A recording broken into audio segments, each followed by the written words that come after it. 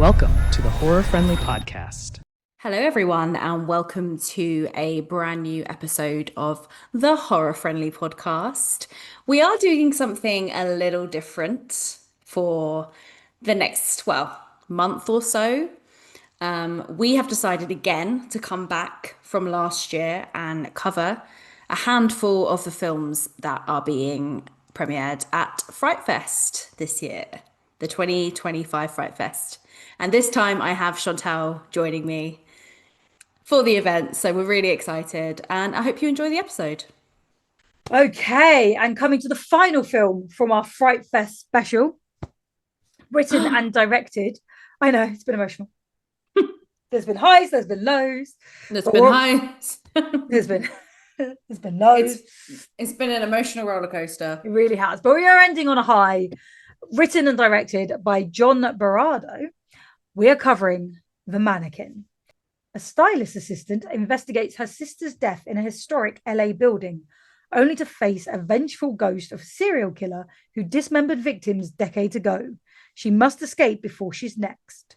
I feel like that actually gives, like, where we're all like trying to be spoiler free. I feel like that does give stuff away. But oh no, actually, never mind. The opening kind of gave quite a bit away, so we're fine. Yeah, we're fine. Yeah. What did you think? Okay. What did you think of this one, Katie?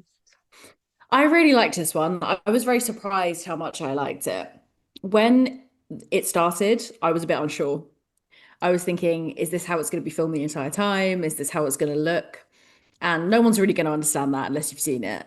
But yeah, there was just something about it that didn't hook me in. And I'm really glad that it didn't continue that way. And I now understood like why it was filmed that way. So it all kind of makes sense now. But yeah, I thought it was really good. I thought that acting was really good. I actually thought it was very funny in some scenes. I love that it was pretty much an all-female cast. I thought that was really nice and quite refreshing to see from this year because I felt like it was very heavily male-based this year. So that was really nice to see, and all of them were great. I thought the characters were very likable. There were some genuine scares in there that got me. Genuinely quite scary, quite creepy, and just, yeah, really effective. What about you? No, absolutely. You and I actually jumped like several points in this film, and I was like, I think because it was playing at like midday, and I was like, this is not what I was not expecting to literally be jumping out my skin at 12 o'clock. I know. Really happy we went to see this one because again, it was a bit of a last minute decision. We ran down, and as you say, we walked in, and the opening was a bit like, oh, what have we walked into? And again, I think we can say is that the opening was set in like film noir, and it was just, and I think I even looked at you at one point. I was like, the blood is so fake because it looked like paint, and I think both you and I were like, is it? And it's not that film star's bad. I think we'd had a hectic morning. We were like just not in the mood for anything kind of, I don't know. I think we just wanted a good horror. And then it shifted and we were like, oh, okay, let's see how this goes. And as you say, the characters were great. I think they were all like the main sort of friendship group, as you say, all females, love it. I'd say they were all likable. Like they could be a bit catty with each other, but you were never like, what a bitch. It was kind of all, you were like valid, or like on their side. You could see their perspective. So it was never like any of them being mean for no reason. There is a cameo by John Berardo, and actually I fucking love his cameo. Like, and as the film goes on, that cameo just makes it's the fucking ribbon that ties it all together, and it's so clever. And I don't want everyone now watching it be like, oh, well, you know, rah, rah. But I just think, yeah, maybe that is too much. Maybe I shouldn't have said that. No, I don't think that gives it away. I think that's fine. Okay. Because the interesting thing was, especially with like Fright Fest, is you do, and we've said it, it's like a lot of the films, the directors are in it as well, which for this I think worked because he was a cameo. For a lot of the films, if they're also acting in it, like they're acting, they're writing, they're directing. And again, you're like, sometimes the film takes a hit because you can't see what's happening behind camera. So this way I think was much better, where it was just like, I didn't even realize it was him until later. And I was like, oh my God, That was the director. Yeah, that was really cool. That was cool. That was good. I liked that. Mm. And again, I think it was, you know, I think I thought I'd figured it out. I think I thought I figured out, like, oh, it's a, you know, we saw the serial killer, it's all going to be the mannequin, or it's called the Mannequin. And actually there was more to it, and I loved that. And I loved there was a one point you and me went, did you see that? Because like you have to watch stuff in the background, like there is so much going on, like it's filmed brilliantly, and all the placement, and so good. I actually can't wait for this to come out again so I can watch it again.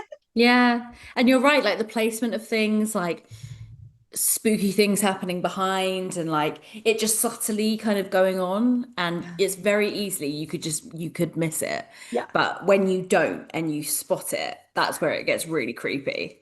I think you can tell I haven't been to a cinema for a while, because both you and I went, did you see that? And I wanted to rewind and realized we couldn't. We were in a cinema and I was like, no, I want to see what that was.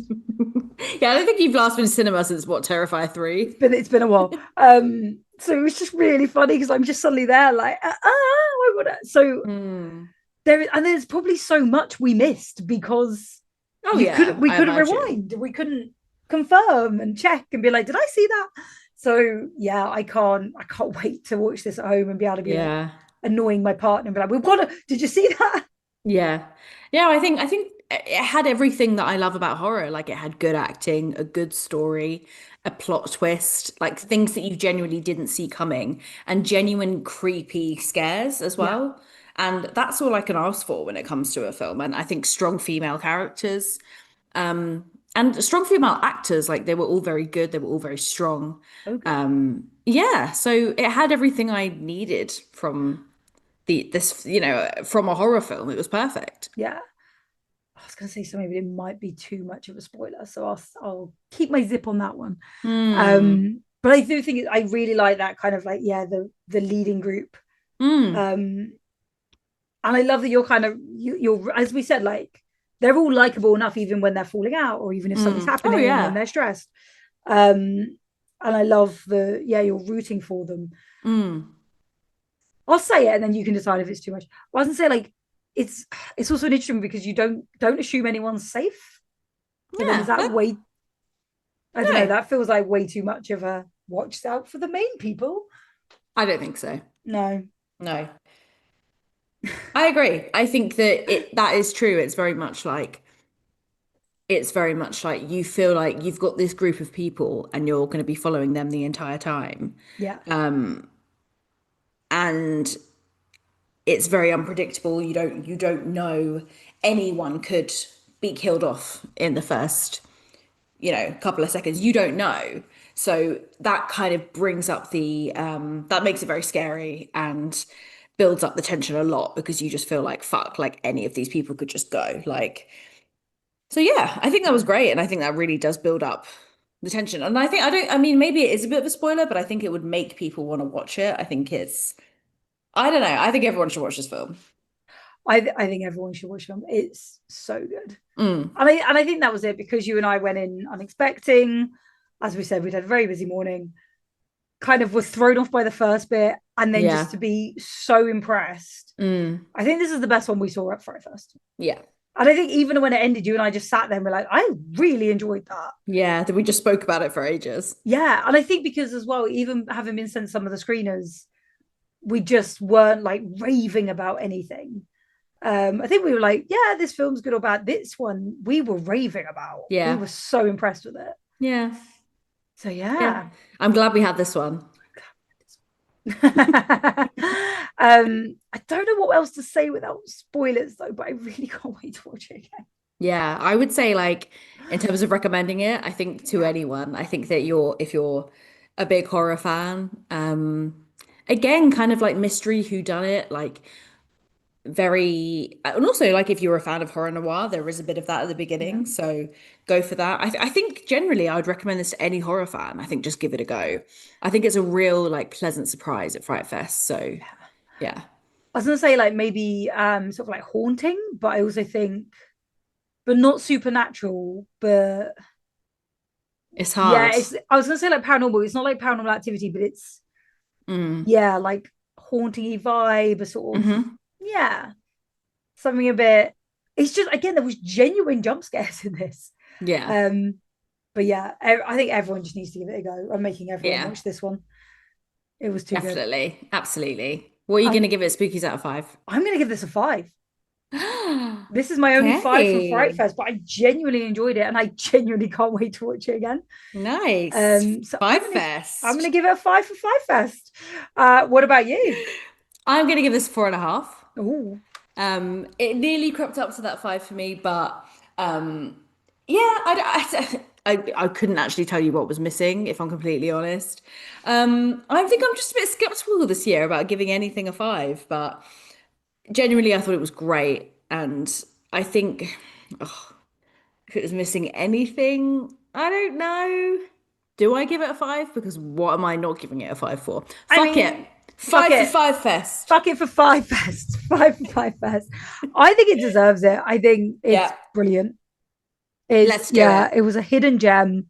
Yes. I can't believe this was on so early. I can't believe this wasn't one of the not end the days like the 11 o'clocks and the 9 o'clocks, but like a 7 o'clock, like you go out for your movie night sort of film. I can't believe it wasn't in that place.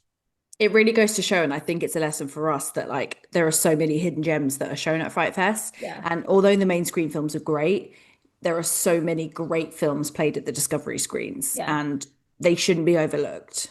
We were trying to make our way around. Yeah, we were. But it's just important to know that like there are so many good things out there that are maybe being kind of like swept under the rug. So yeah. We will share everything on Instagram. I believe this one is actually coming out sooner rather than later. So we will be sharing that as soon as we know anything. So yes, follow us on socials, follow them on socials. We'll link everything so that you can. Definitely check it out. Drag everyone else to check it out. And if there's any films from Fright Fest that we missed, we may not have got screeners for them. We may not have been able to see them on the weekend. Do let us know because we'll try and check them out afterwards. Because that is the beautiful thing about Fright Fest is those films are now there for us to watch anytime. Whoop whoop. And hopefully we'll be there again next year. Hopefully we'll see you guys next year. Thank you so much for listening and for watching, and thank you to everyone that gave us an opportunity to watch their films. Yeah, thank you so much. Yeah, we've had a great time. And we'll see you soon. Enjoy. Bye. Don't die. Don't die.